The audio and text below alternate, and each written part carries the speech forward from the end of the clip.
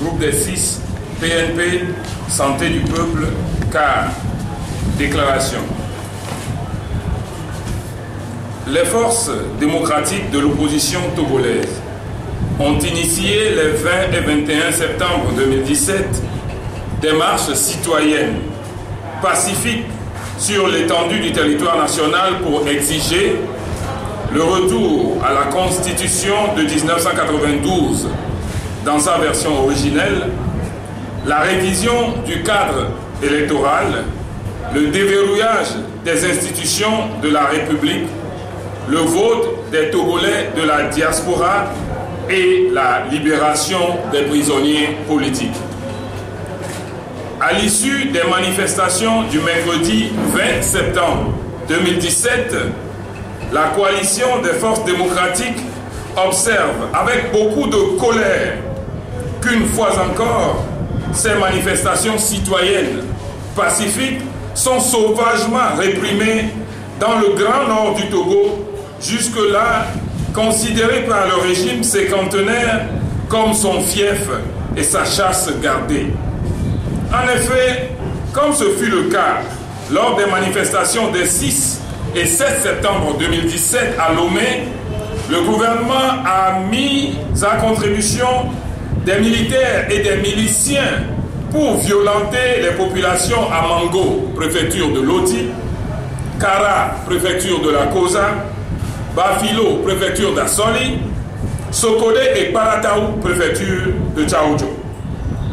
La coalition des forces démocratiques déplore à Mango la mort d'un enfant de moins de 10 ans, des dizaines de blessés graves et légers et une expédition punitive menée tard dans la nuit sans discontinuer jusqu'à ce matin par des militaires.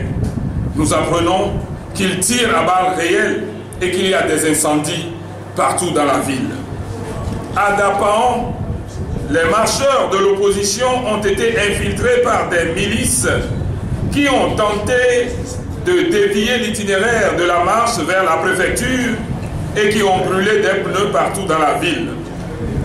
À Bafilo, 77 blessés, dont 4 cas graves, évacués sur le centre hospitalier régional de Sokodé et une expédition punitive menée également sans discontinuer jusqu'à ce matin, toujours par des militaires.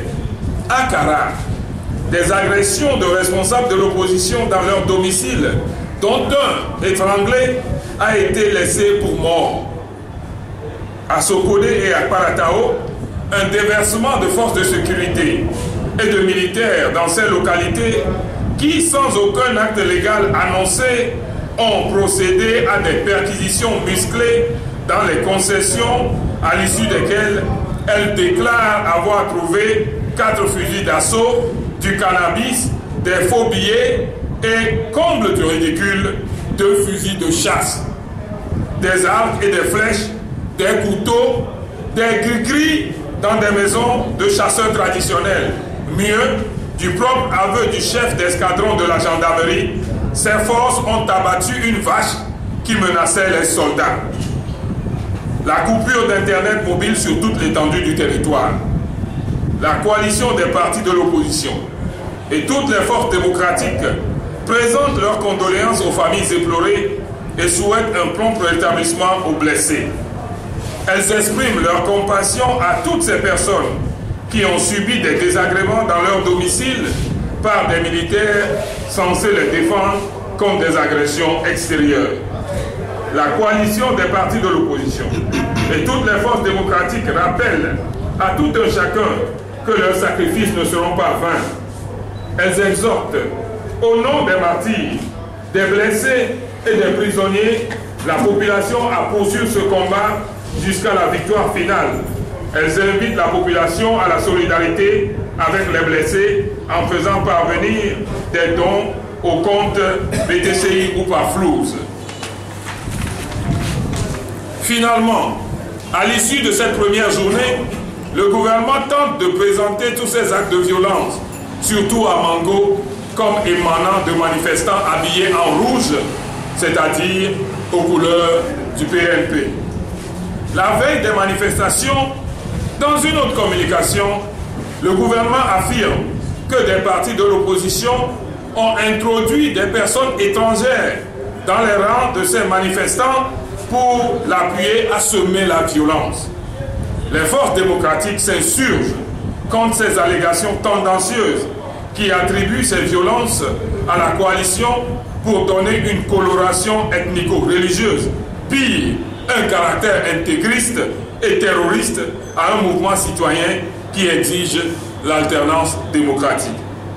Les forces démocratiques rappellent que leurs manifestations sont pacifiques et que la violence n'est que le fait du régime qui ne supporte aucune contestation, particulièrement dans la partie septentrionale du Togo.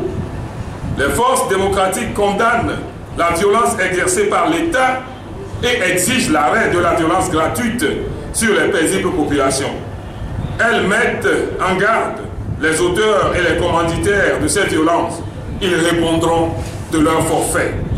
Elles demandent une enquête indépendante sur les circonstances de la mort de l'enfant et l'usage excessif de la force par les forces de sécurité.